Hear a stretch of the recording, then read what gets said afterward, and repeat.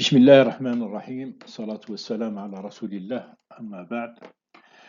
Dans le cadre de la demi-journée sur l'IA et éthique organisée par l'École polytechnique nationale de Constantine, le 27 avril 2026, nous présentons le point de situation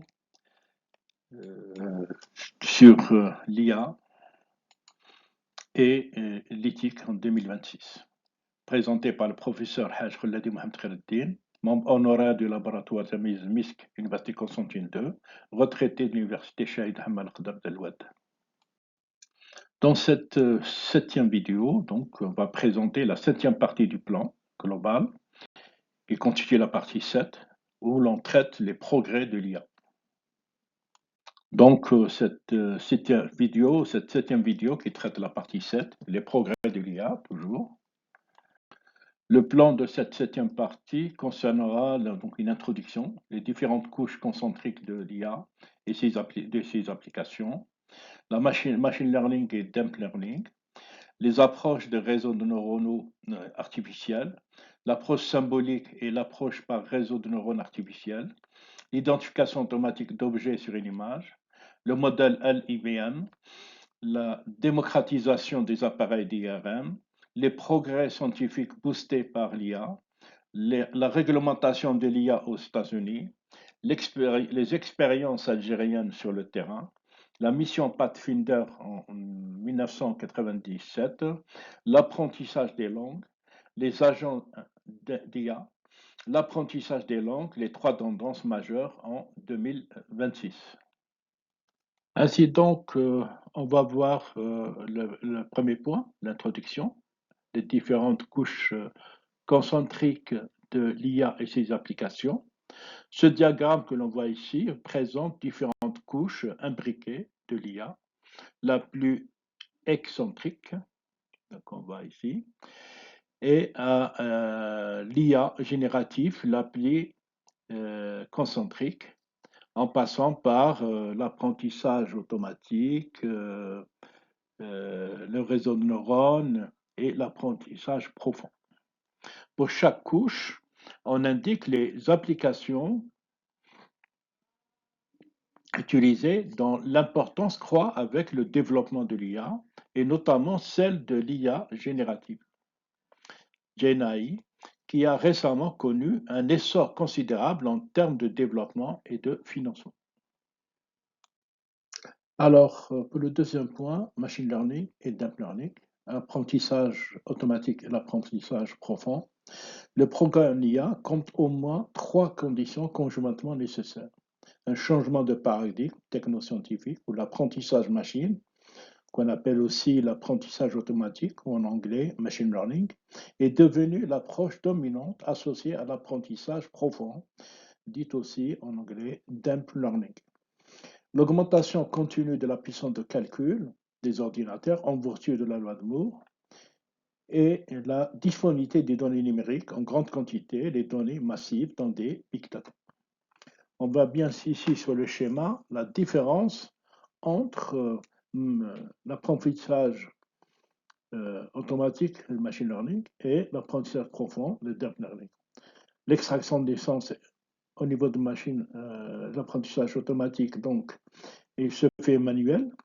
Par contre, dans l'apprentissage profond, il est automatique. Les approches des réseaux neuronaux artificiels, l'approche ayant permis des avancées récentes relève de projets visant à permettre aux ordinateurs d'apprendre de façon automatique et s'appuie sur un modèle qui consiste à voir les algorithmes ou les programmes d'IA comme des réseaux de neurones artificiels s'inspirant vaguement du fonctionnement neuronal du cerveau humain. Cette approche, d'abord élaborée dans les années 40-50, exigeait à la fois des ordinateurs plus puissants et l'accès à de plus larges jeux de données d'entraînement pour déployer tout son potentiel, qui ces années-là, il n'avait pas les moyens. Aujourd'hui, on a ces moyens-là. Pour ce qui est de l'approche symbolique et l'approche par réseau de neurones artificiels, contrairement à l'approche classique, dite symbolique, En IA, qui misait sur l'application par un programme informatique de commandes et de règles logiques à des situations particulières, l'apprentissage automatique cherche à permettre à l'algorithme d'apprendre par lui-même à partir des exemples qui lui sont présentés. Un réseau de neurones artificiels consacré à la reconnaissance visuelle peut ainsi parvenir à reconnaître correctement, de façon intuitive et sans connaissance préalable, un fennec sur une photo après un entraînement en vertu duquel des photos identifiées comme contenant un fennec ou ne contenant pas de fennec lui ont été présentées, ce qui, ce qui est appelé l'apprentissage supervisé. L'apprentissage non supervisé est aussi possible, pourquoi pas. Le réseau de neurones analyse un très grand nombre de photos non identifiées, dont plusieurs contenant un fennec. Étant conçu pour déceler des régularités ou des modèles de patterns dans les jeux de données, les algorithmes d'apprentissage automatique arrivent à repérer des corrélations qui sont associées selon des probabilités élevées à la présence d'un fennec.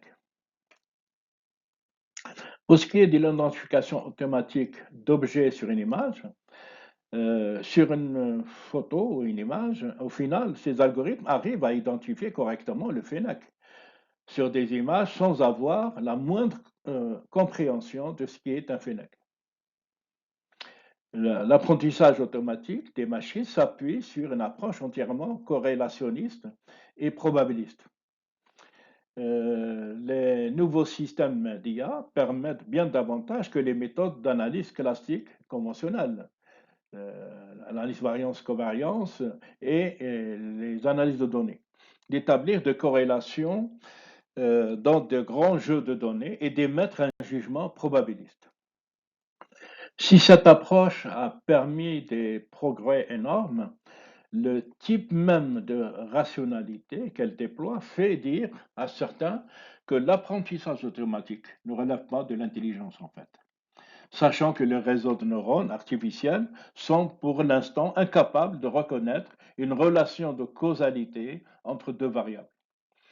Et il exige un entraînement considérable pour s'acquitter des tâches cognitives qu'un enfant peut accomplir de manière très facile, comme reconnaître un fennec sur une image et ou saisir les implications de la loi de gravité sur le plan du comportement des objets inanimés. Maintenant, on va voir le modèle LIBM. Une équipe de chercheurs du MIT et de l'Université de Washington a développé un modèle d'IA inédit baptisé LIBM, Latent Inference Budget Model. Il s'agit d'une intelligence capable de prédire avec précision le comportement humain. Son principe de fonctionnement découle de l'idée que nos décisions dérivent des paramètres calculables et ne sont pas toujours spontanés ou innés ou naturels que l'on croit. Des chercheurs ont mis au point un système d'IA capable de détecter le cancer du sein avec une précision comparable à celle des radiologues humains. Pour le septième point, la démocratisation des appareils IRM, l'IA pourrait favoriser la démocratisation des appareils d'IRM grâce à une équipe de chercheurs de l'Université de Hong Kong et parvenue à construire un appareil d'IRM simplifié et de faible puissance utilisant du matériel disponible dans le commerce pour un coût de l'ordre de 20 à 22 000 dollars, alors que les IRM actuels coûtent des millions de dollars. Pour les pays pauvres en Afrique, on a un appareil d'IRM pour 1 million d'habitants, alors que pour les pays occidentaux, on a 1000 appareils pour 1 million d'habitants. Où est l'éthique d'égalité entre les êtres humains de la Terre? Maintenant, on va aborder le point 8, les progrès scientifiques boostés par l'IA.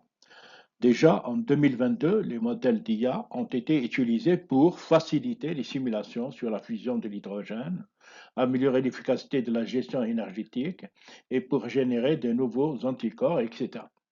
En 2023 a vu le lancement des applications d'IA ouvrant une nouvelle ère dans la recherche. Le rapport cite notamment AlphaDev, qui optimise l'efficacité du tri algorithmique, et Guillaume Meilly, qui facilite le processus de découverte des matériaux et a le potentiel de transformer divers secteurs technologiques, tous deux développés par l'application DumpMic de Google.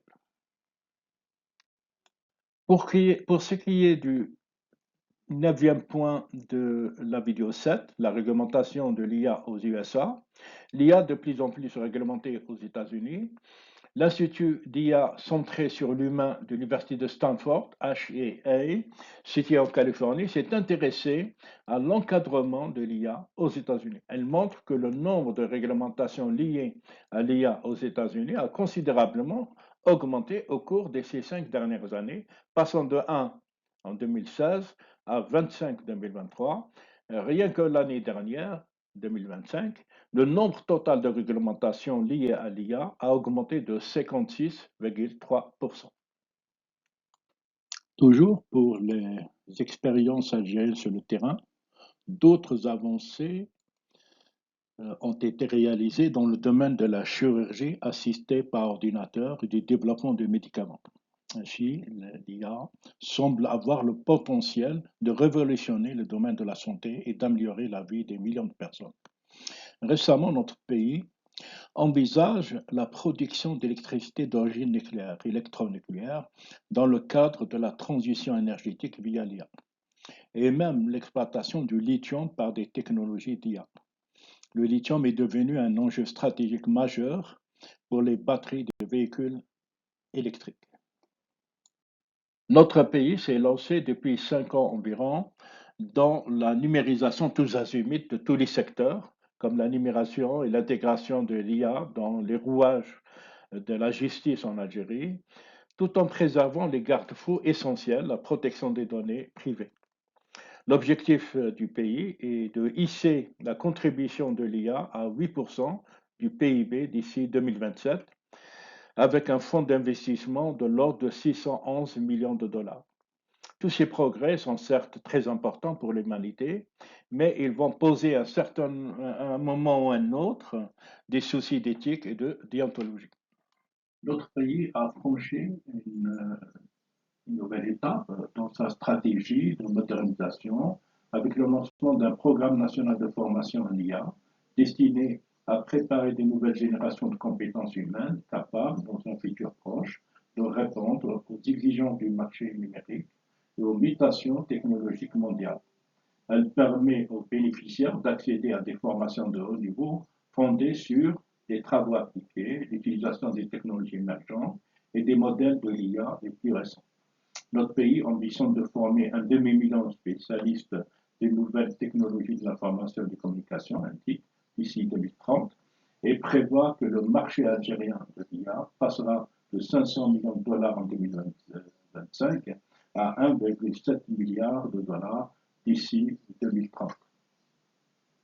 Depuis le 18 avril 2026, l'Algérie s'est dotée à Sidi Abdallah d'un cloud souverain pour ses développeurs. Cette date marque une étape importante et symbolique et surtout stratégique dans l'avenir technologique du pays.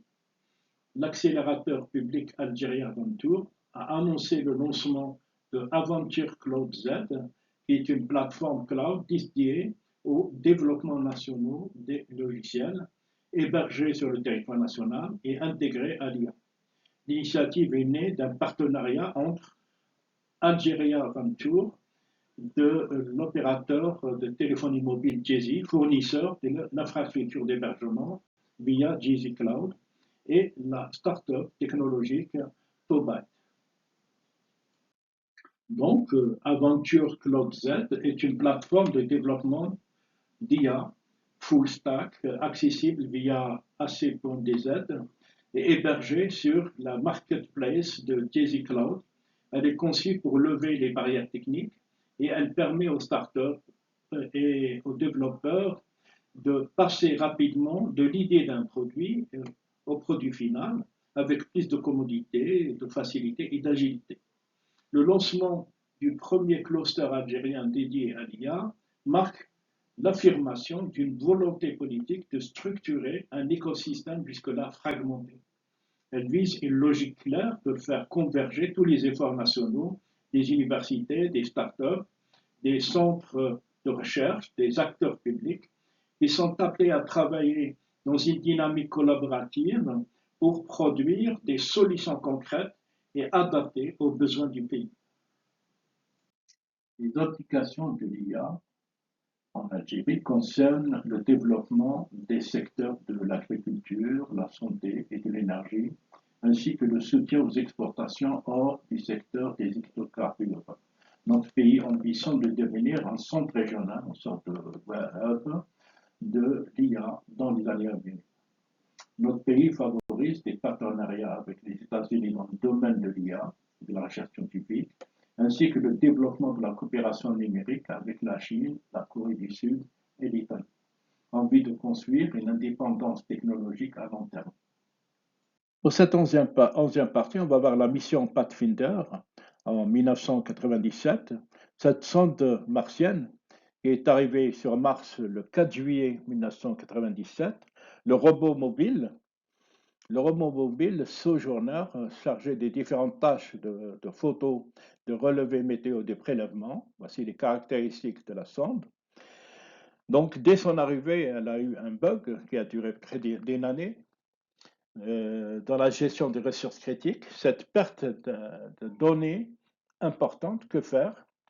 Grâce à l'IA embarquée, l'ingéniosité des ingénieurs de la NASA ont réussi à réparer les bugs à distance.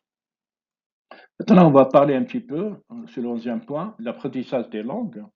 Fini l'époque où apprendre une langue avec une IA se résumait à corriger des fautes de grammaire dans un chat textuel robotique. Au printemps 2026, une révolution silencieuse s'est opérée, l'avènement des agents conversationnels, ce qu'on appelle agentiques. Ces nouveaux tuteurs virtuels ne se contentent plus de répondre, ils agissent, ils adaptent, ils ressentent, transforment radicalement l'expérience des millions d'apprenants à travers le monde. Grâce au passage des modèles de langue passifs à des agents dynamiques, l'IA est dorénavant capable de prendre des décisions pédagogiques en temps réel par des applications comme Duolingo, Babel et les plateformes comme Everson AI, Practica, qui ont franchi un cap technologique. Le PDG de NVIDIA, Jensen Huang, a dit nous allons passer d'une ère où nous devions apprendre l'ordinateur à une ère où l'ordinateur nous apprendra et nous comprendra. L'interface, bien sûr, entre les deux, c'est la conversation. Maintenant, on va parler un petit peu des agents d'IA. Les agents d'IA sont autonomes, rapides et vulnérables. Leur montée en puissance, comme ceux des très tendances OpenCloud, fait craindre aux spécialistes en cybersécurité une amplification des risques d'erreurs et d'attaques. Quand on déploie des agents sous OpenCloud, on n'a aucune maîtrise sur ce qu'ils vont faire et quand on essaye de regarder ce qu'ils font, on va découvrir qu'ils vont bien au-delà des périmètres qu'on leur a donnés ou assignés. Selon Peter Steinberger, fondateur d'OpenCloud, dit ne rien ignorer des risques associés aux agents. Donc, le quatrième point, donc le dernier, l'apprentissage des langues, les trois tendances majeures en 2026.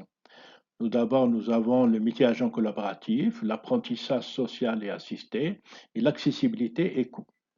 Pour ce qui est du première tendance, certains systèmes déploient désormais plusieurs IA spécialisés pour un seul apprenant. Un agent grammaire et un agent fluidité travaillent en arrière-plan pour fournir un rapport détaillé après chaque session orale.